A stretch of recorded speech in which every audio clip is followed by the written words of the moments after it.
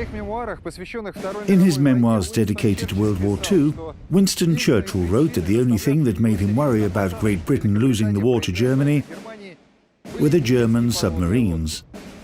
In the small town Labo in northern Germany, the last surviving Type 7 submarine stands solitary on the beach. It was this submarine type that worried Winston Churchill and posed the most severe threat to shipping in the Atlantic Ocean at the beginning of the 1940s.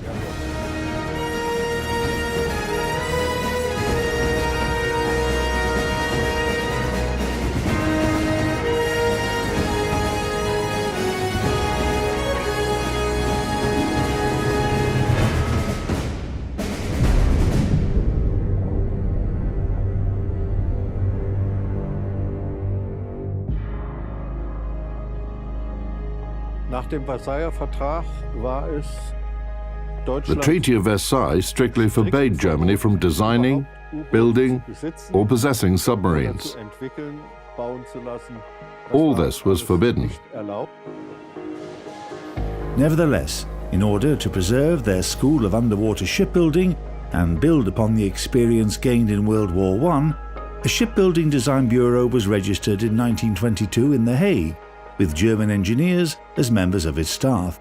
This firm offered many countries the possibility to purchase projects of submarines developed on the basis of the German World War I submarine UB-3. Simultaneously, they were working on the projects of so-called mobilization submarines. The larger submarine was called Type 1, while a submarine with smaller displacement of 500 tons evolved to become the Type 7 project. The idea was that if and when Germany entered a war, all the restrictions imposed by the Treaty of Versailles would naturally become obsolete. And submarines of this type could be built very quickly in large quantities.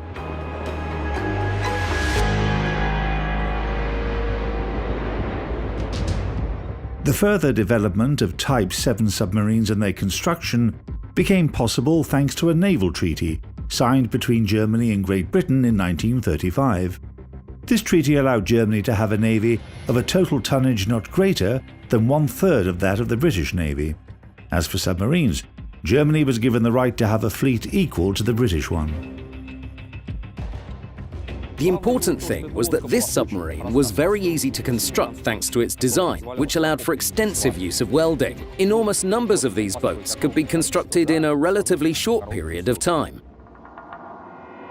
Despite the design of Type 7 submarines repeating concepts from World War I, this ship had great potential for further modernization. Thus, subtypes A and B appeared, which differed from each other only in their details. The general concept of a medium submarine with a displacement of 700 tons remain unchanged. A submarine can only have well-balanced characteristics up to some specific dimensions. If it's a large submarine, it starts to have control issues when underwater. It also has problems with surfacing, submerging, and excess trim differences. All this leads to a reduction in a submarine's overall maneuverability. Considering that maneuverability is no less important than combat capability, engineers added an important improvement to subtype B, the double vertical rudder. This allowed them to considerably reduce the turning circle radius, which provided certain tactical advantages.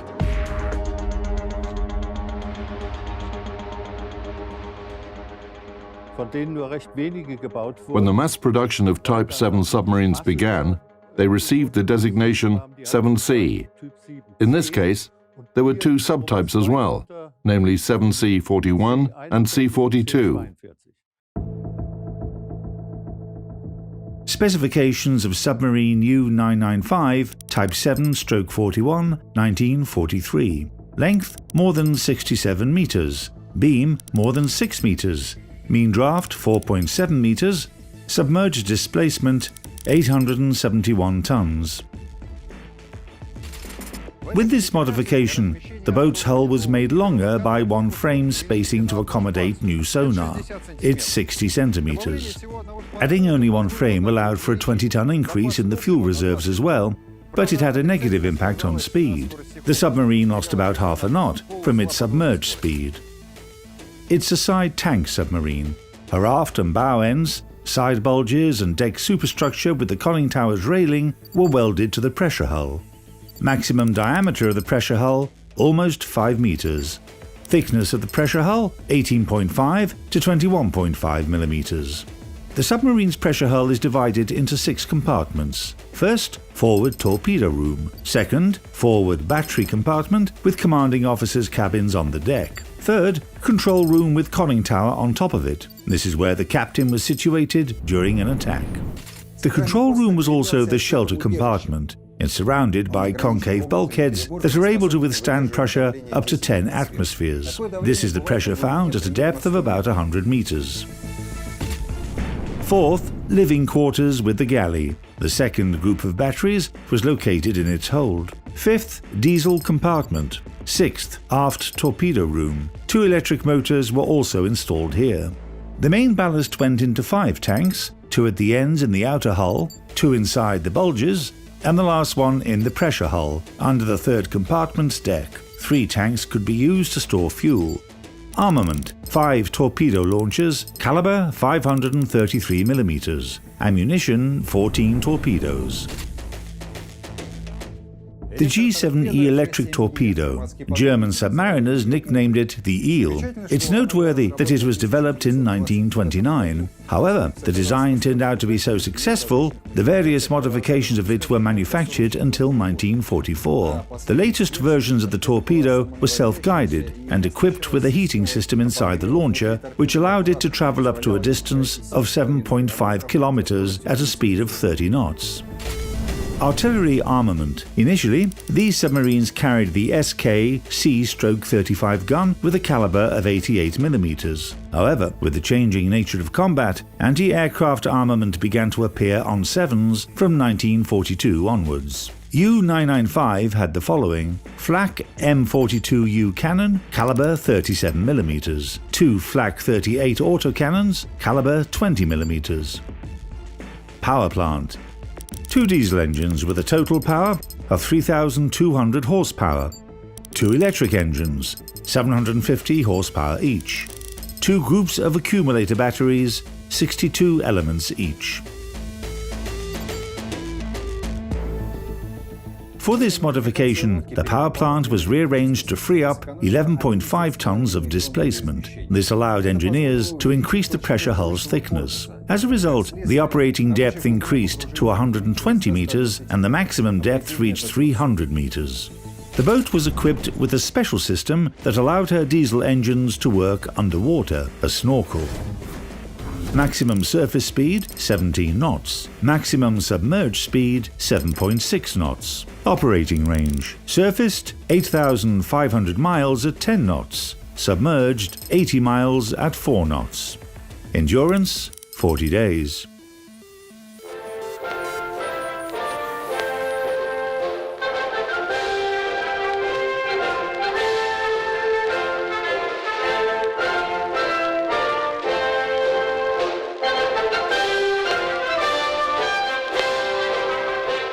Everything was sacrificed to increase the combat capability of the ship. 2 people shared 1 bunk, and some even slept on torpedoes. All available space was taken up by provisions, and even one of the lavatories wasn't used during the first week of a combat cruise because it was stuffed full of food supplies. To complete the picture, imagine how the air those people breathed was: a mixture of diesel engine exhaust and kitchen smells, spiced with a dense aroma of cologne, which submariners generously applied to themselves as they had no means to bathe properly.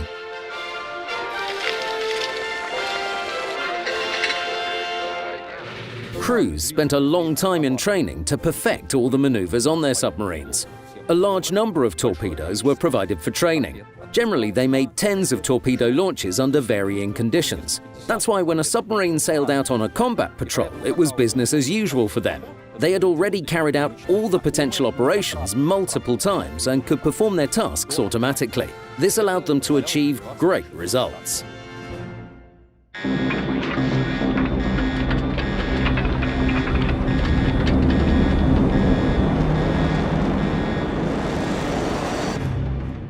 This bunk is somewhat bigger than the rest, obviously. It's where the captain would sleep.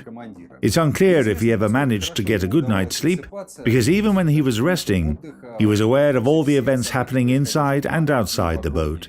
The radio and sonar room are just opposite his cabin.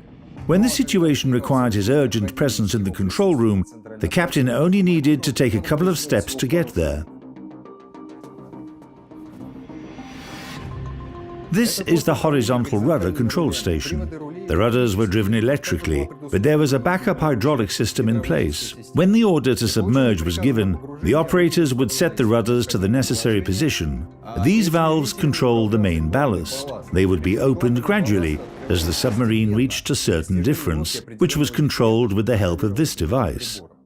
Quite often, an unusual trick was used to speed up the submergence. All the off-duty crew members at that moment would quickly run into the bow compartment. All these actions were perfected during training, so in a battle, a well-prepared crew could bring their submarine from the surface position to a depth of 10 meters in 25 to 27 seconds. This was considered the best result in the world at that time. Ist auf einen bewaffneten Frachter gestoßen. Alarm! Auf Seerohrtiefe!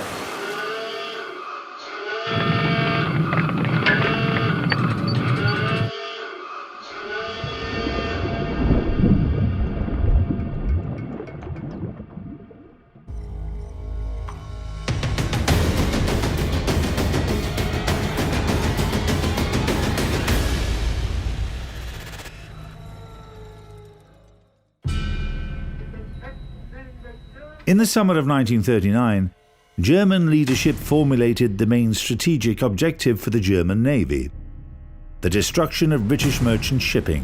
Torpedo-armed submarines were the best candidates to do this, and the more numerous they were, the sooner this objective would be completed.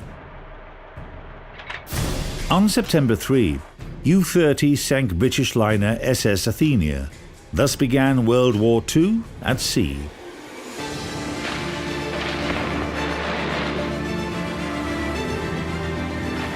The liner's torpedoing gave a certain reputation to Type 7 submarines and to the entire German underwater fleet. The Allies began to arm civilian ships with artillery to fight against submarines. In response, Germany declared unrestricted submarine warfare and started the mass production of submarines. Torpedo launches on Sevens were not very different from their analogues used by the navies of other countries. However, they had a number of interesting features. For example, torpedoes were pushed out with the help of a pneumatic piston, which gave the advantage of a bubble-free torpedo launch. A torpedo could also be programmed with the necessary course, speed and depth without taking it out of the tube. This was done with the help of a mechanical system connecting to external sockets on a torpedo. The required parameters could be set both here and from the central control room.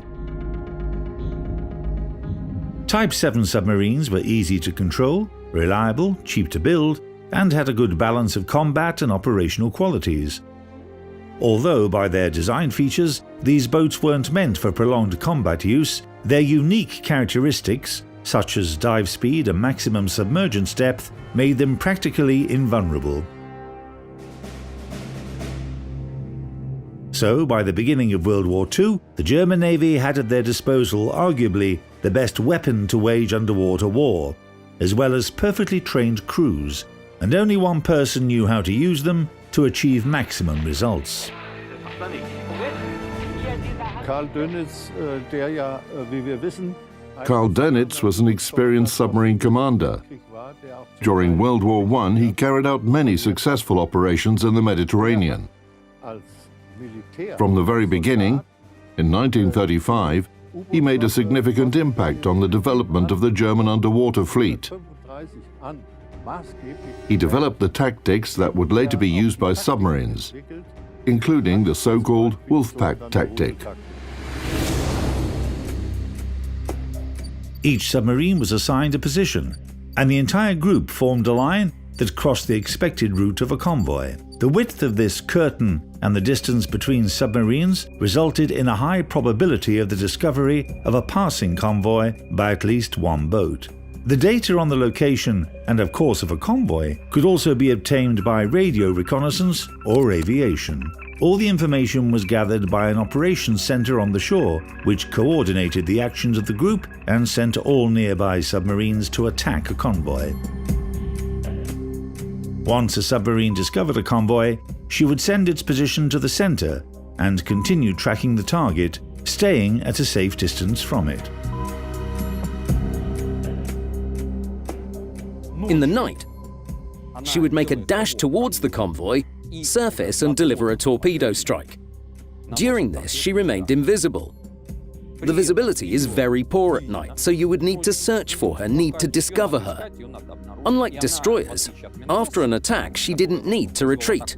She just dived and that's it, you couldn't see her.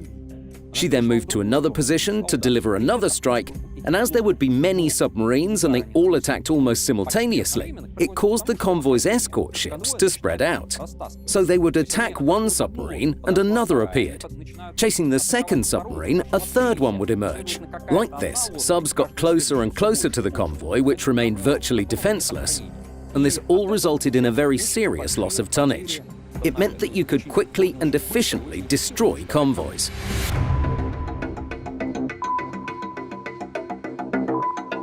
On October 17, 1940, U-boat U-38 discovered the SC-7 convoy. The sub sent the convoy's coordinates to Dernitz's headquarters in Lorient. They were immediately forwarded to all the submarines patrolling that area. Throughout the following day, gathering submarines attacked 3 ships from the convoy.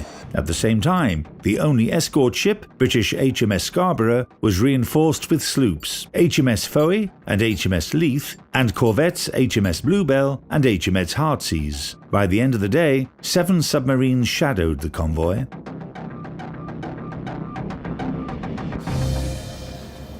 The night of October 18 to 19 was ideal for underwater predators, with a full moon and calm sea. Around 2100, U-46 fired 4 torpedoes at cargo ships Convaleria and Beatus. HMS Leith rushed to find the attacking submarine. Driving the boat off, the ship sailed several miles away from the convoy. At this moment, U-101 torpedoed transport Kreekirk. The vessel, loaded with iron ore, quickly sank. Closer to 2200, U-99, commanded by Otto Kretschmer, fired her first torpedo salvo. SS Empire Minerva steamed at full speed, but it didn't save her. One of Kretschmer's torpedoes struck her engine room, and the vessel lost propulsion and started to sink quickly. Escort ships rushed about among the spreading cargo ships, trying to get them together. Meanwhile, U-99 made its way to the formation center and struck the convoy ship at point-blank range without even aiming. Here's how Kretschmer described those events in his battle log. 22:30. Firing from the forward launcher at a heavily loaded transport, the torpedo misses but hits another, even larger ship of about 7,000 tons. The vessel sinks bow first. 23:55. Launching a torpedo at a large dry cargo ship. A hit. Her bow section is destroyed up to her bridge. 00:15. I'm constantly hearing the explosions of torpedoes launched by our submarines. Destroyers rush about and fire star shells explode from time to time, but to no purpose. 01:38. Firing from the forward launcher. A hit. The vessel sinks. 01:55. Firing. A hit. The ship sinks in 40 seconds. Around midnight, cargo ship Assyrian, with the convoy's commodore on board, spotted a German submarine directly in front of them, some 90 meters away. In an attempt to ram the enemy boat, the steamer engaged full speed ahead, but soon found herself far from the convoy and without any defenses. At 1:22, the vessel was torpedoed by U-101. At around 5:00 in the morning, U-123 used her artillery to finish off transport Clintonia, which has been abandoned by her crew. The gunners got so excited that they almost fired at Kretschmer's U-99 that happened to be nearby. At sunrise, the submarines left, having sunk 20 and damaged 6 of 30 cargo ships. The following night, convoy HX-79 sailed through that same area. It consisted of 49 transports and 12 escort ships. Despite quite strong defences, 5 German submarines managed to sink 12 vessels from the caravan in the course of several hours. As a result, in 3 days, the Germans had routed 2 Allied convoys without losing a single submarine.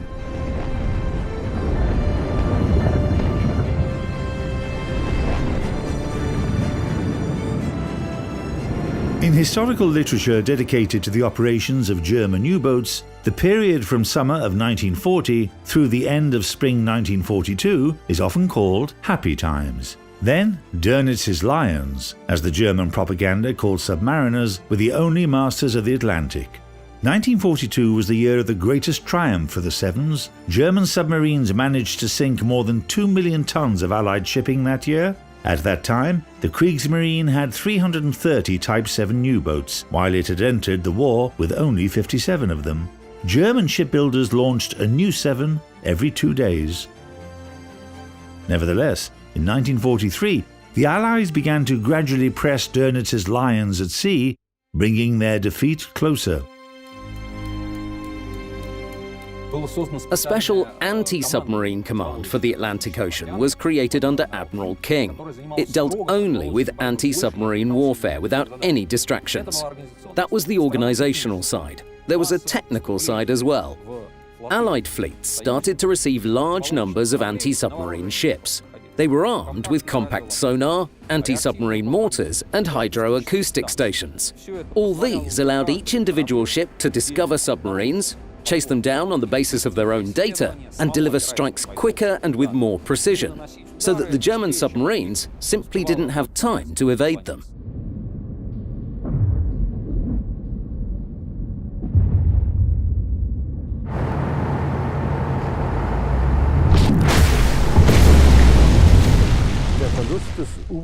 Defeat in the underwater war wasn't a sudden event, but rather a gradual development.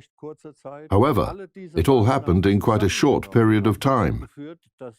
All these measures bore great results. In May 1943, the Allies sank more German submarines in one day than the transports they had managed to torpedo. Between 1935 and 1945, 709 Type 7 submarines were built. 546 of them were lost in combat operations, and 65 were scuttled by their own crews at the end of the war. The fate of the surviving submarines was decided by the Allies at the Potsdam Conference. From November 1945 through January 1946, near Scotland, Operation Deadlight was carried out. In its course, more than 100 German submarines were destroyed, either with explosive charges or by artillery fire from destroyers HMS Onslow and Bliscavita. 83 of them were Type 7 U-boats. Several surviving ships entered the fleets of the victorious countries and their allies. U-995 served in the Kriegsmarine a little more than 6 months and was in the Northern Sea when the war ended. In May 1945, the sub surrendered to Norway and served in the Norwegian Navy for the following 15 years. With the commissioning of new submarine types, U-995 lost its value as a combat unit, and the Norwegians transferred the 7 to Germany to become a museum ship. The Type 7 program was one of the most successful German submarine building programs, especially when you think of their quantity. It's arguably one of the most numerous ship types in the world by the number of units built. I believe that even the Liberty-class ships were less numerous.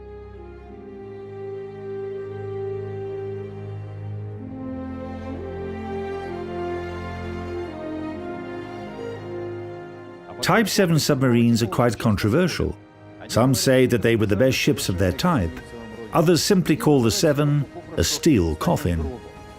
Undoubtedly, these submarines were very effective, but as history proved, the development of anti-submarine warfare didn't leave them a single chance of winning. The 7s can be compared to a sword. It was a threatening and effective weapon in skillful hands until the introduction of gunpowder.